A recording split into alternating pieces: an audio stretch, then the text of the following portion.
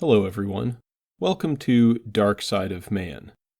This evening's presentation will be 3 true stories of burglary and home invasion, narrated for your listening pleasure. Story number 1. Okay, so this literally just happened a few minutes ago, and maybe it's nothing. I don't know. I'm walking home from my local coffee shop, which is about 2 blocks from my apartment. It's dark, foggy with light rain, and I'm honestly just enjoying the crisp air and spooky atmosphere. I live in a pretty big city, but the area I'm in looks suburban. Old houses with big yards, lots of trees overhanging the sidewalk. It's really beautiful. No cars or pedestrians. Really quiet. I'm walking with my hood up, looking down at my shoes and letting my mind wander, when I hear something brush a few feet to the side of me. My eyes wide, I snap my head up. A guy I've never seen before, wearing all black with his hood up, is cutting across the lawn of the house next to me. It's really weird because I see the lady that lives there every day, and I know for a fact that this guy does not live there. Also, the reason I see her every day is because she's always outside meticulously tending to her garden, which takes up almost the whole yard, and this dude is traipsing across it carelessly. There's an awkward moment when we make eye contact, just a few feet apart. I'm sure I look ridiculous, because the sudden noise and presence of somebody really freaked me out. The guy and I pass each other, heading in opposite directions on the sidewalk. A second later, I hear a metallic bang, which also makes me jump, and I realize that it's, I think, the sound of the house's screen door closing, as if the guy had just walked out of this lady's unlit house, or was fiddling with the door. Weird. So I set my sights straight ahead, and quicken my pace until I walk about half a block and cross the street, when I brave a quick glance backward. The guy is following me. Or at least, that's what it seems, because he has turned completely around and is now walking toward me, past the lady's house, walking onto the street, about 40 feet back. I halt in my tracks and do a double take, freaked the hell out. All I can think about is how I'm loaded down with my huge backpack that has all my stuff in it. The dude is looking at me. I'm looking at him. We're both stopped dead in our tracks. He abruptly turns the corner and walks the other way up the street. I'm almost certain he was following me, and he was definitely eyeing me really close. I beeline it back to my apartment, taking a weird route, and then lock the door. Shady dude prowling my neighborhood? Fuck off. And also, let's not meet. Story number 2. This story happened when I was 12 years old. I'm a female and 25. The story I'm about to tell you might not be scary to most, but for me and my parents, it was. I remember it was a Saturday night, around 9 or 10 p.m. during summertime. I owned one dog at the time. His name is Benny. My parents decided that night that they feel like going for a walk around the block, walking Benny, and asked me whether I want to join them. I said no because I wanted to play PWI on my PC, Perfect World International. My parents were okay with leaving me alone, since the walk wouldn't take longer than 30 minutes tops. As my parents got dressed to leave the house, I logged in PWI and looked around in my guild and global chat to see if anyone was on. For some reason, no one was, so I decided to join my parents. I get dressed, I put Benny on his leash, and we all leave. I'd like to mention that I lived in an apartment building that had 10 floors, and we lived on the very first floor. Not sure how to explain, but you have the basement of the building, and then the first row of apartments. Basically, you enter the building, and already are facing apartments. I lived in the very first one. I remember always hating that, because whoever would pass by our door, we would hear them, at any time of the day or night. Whoever was lurking at night, we would hear them. It was somewhat eerie to live on floor 0. Anyway, we leave the house, my dad closes the door. We had 3 keyholes and a steel bar that would block the door from the inside. The bar covered half the door. Precautions were my father's obsession. We exit the building and enjoy our walk. After 15 minutes, we realize the wind has changed from warm summer wind to incoming storm wind.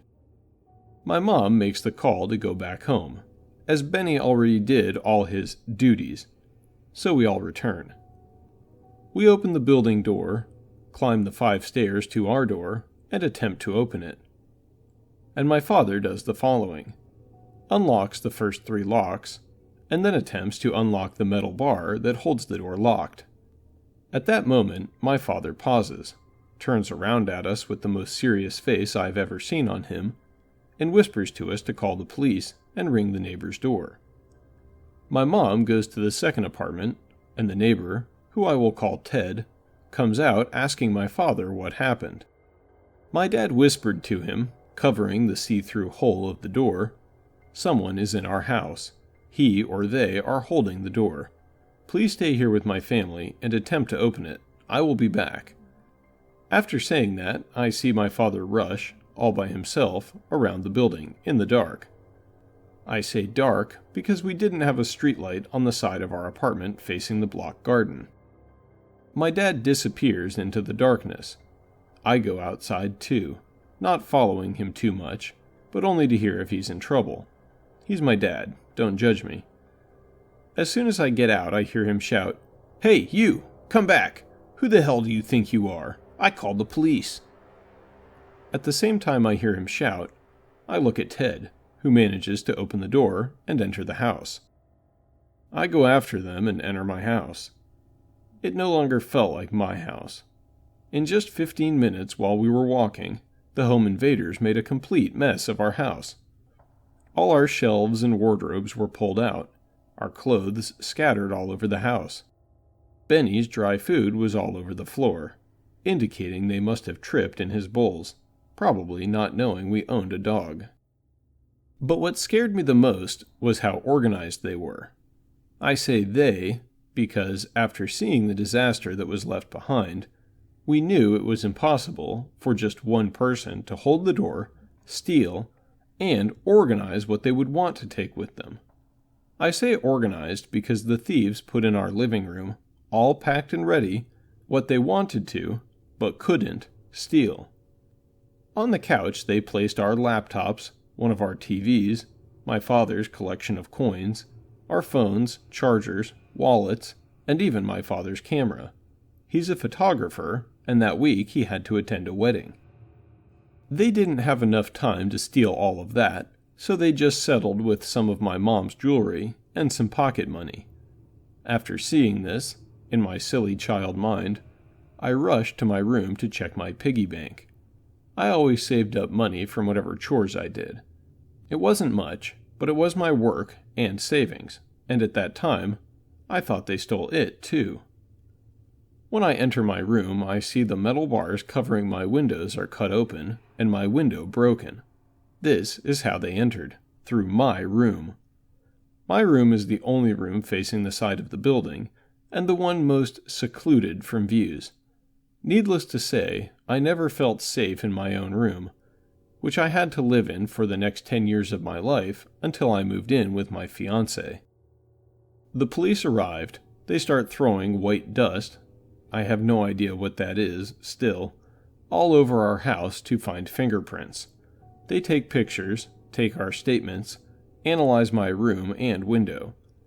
They were unable to catch the home invaders, but were able to tell us that this home invasion was not the only one in our neighborhood. During that month, another 4 houses were broken into, one of them being the home of a cop, not related with the cops at our home. They told us that the invaders analyzed their victims, learned their schedule, even knew where the children's rooms were, as they seemed to be entering the houses through the children's windows. All of the families affected by them had children. They did not expect us to be back that soon, and panicked. Hence, one of them was holding the door with his body, so that the others could flee. The person after which my dad was shouting was, probably, the one holding the door, and escaping last through my broken window. I don't know what could have happened if I didn't change my mind and give up on raiding for gear in PWI. I would probably have come face to face with these invaders. I am happy I didn't, and I hope to God I never ever meet with them. Story number 3. It was a pretty standard Friday night. The year was 2003. I was 12 years old at the time. My family had just sat down to dinner. My 2 older brothers were away, so it was just me, my older sister, and my parents, when we heard a loud bang come from upstairs. We all looked at each other, wondering what it might have been. "Must just be a house noise," my mother said. We all nodded and continued eating dinner. About 15 minutes later, we heard another loud bang. This time we knew it wasn't just a house noise. My father suggested that perhaps an animal had fallen into the chimney. We went around checking the fireplaces and found nothing at all. Fast forward an hour later. Dinner is over, and my sister and I were still in the kitchen helping my mom clean up. My mom then asked me to run upstairs and ask my dad a question. I walk up the stairs toward their room, and I see their door is closed. I reach to turn the doorknob, and I notice that the door is locked. My initial thought was that my dad went to take a shower, and for some reason decided to lock the door. My parents rarely lock their bedroom door, so I wasn't entirely convinced, but it seemed plausible. I go back downstairs and tell my mom that the door was locked, and my dad is probably taking a shower. All of the sudden, from the living room, I hear my dad's voice. "What are you talking about? I'm sitting right here." As soon as he said that, my heart sunk into my stomach. I ran over to my dad and told him his door was locked. He immediately dialed 911, and we were told to wait outside for the police. The police showed up fairly quickly and went upstairs to the locked door. They busted the door open and found nothing but a cracked open window. They come back down and told us it is safe to come back inside. They told us that we were the latest victims of the Ninja Burglar. The Ninja Burglar is a man who broke into many houses in the New York area. Every robbery he committed had the same exact MO. He began by stalking his victims.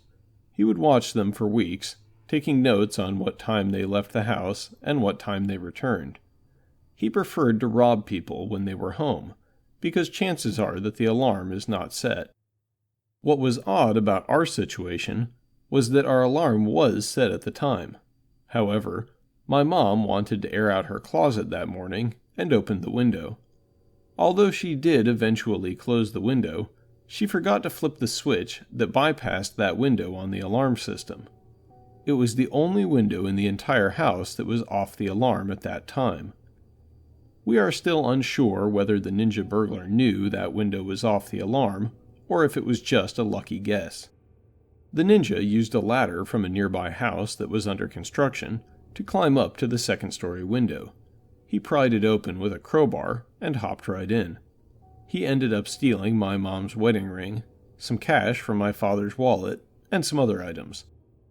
While the ninja was doing his work inside the house, the getaway car was stationed a few blocks away. The driver of the getaway car would call the house every 5 to 10 minutes. I clearly remember the phone ringing multiple times throughout the night. If the phone kept ringing, it meant that the ninja was still doing his work. If the phone was quickly picked up and hung up, it meant that the ninja was done and ready to be picked up. It was a very traumatic experience for me. For the next few years, I was terrified to stay home alone. In May of 2017, the Ninja Burglar was sentenced to 22 years in prison. If you want to read more about him and his crimes, just Google Ninja Burglar. Thank you for listening, everyone. I hope you enjoyed this evening's presentation. If you did, please give the video a thumbs up and subscribe to the channel. You can also follow me on Twitter @DarkSideOfMan.